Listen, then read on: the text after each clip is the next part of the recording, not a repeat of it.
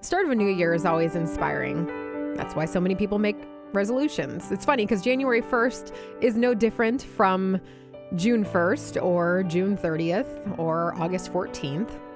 It's just a fresh start, though. It feels important. It feels special. For me, I don't usually make resolutions, but I do look at, I do get motivated to kind of move forward in towards a goal or an aspiration, or to regroup and start fueling that fire again. And then, oftentimes, in the past, I've started to doubt myself. Is this really something you're supposed to do? Can you really do this? Is this too hard? And at the core of all of it, and that disappointment really ends up being excuses and fear. Excuses and fear. How much do you let those two enemies get the best of you and your goals? Excuses and fear. In today's gospel, Jesus tells the disciples to feed thousands of people. It's Gospel of Mark chapter 6, although you can find this story in all the Gospels. Jesus said to them in reply, "Give them some food yourselves." But they said to him, "Are we to buy 200 days' wages of food and give it to them to eat?" Then they noticed they had 5 loaves and 2 fish. And Jesus said, "Have them sit down. Let's feed them."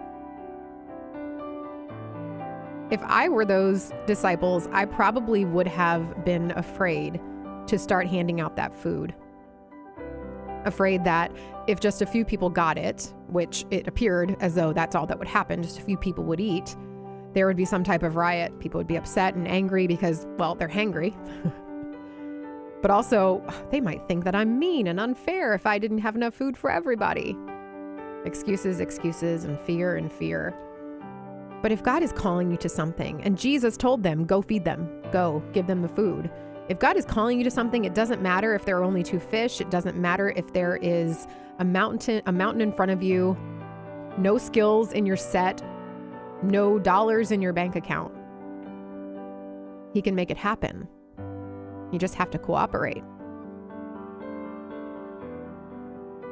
You have to say, what makes me think so little of myself, or so highly of myself, maybe, that we think that God can't be God because of us? Because that's really what we're doing. We're saying, well, God, you're not able to do this in my life. God is telling you, don't make excuses. Don't sit on the sidelines of life feeling intimidated, feeling incapable, because I am completely capable, and you're with me. Put your dreams, your goals into my hands.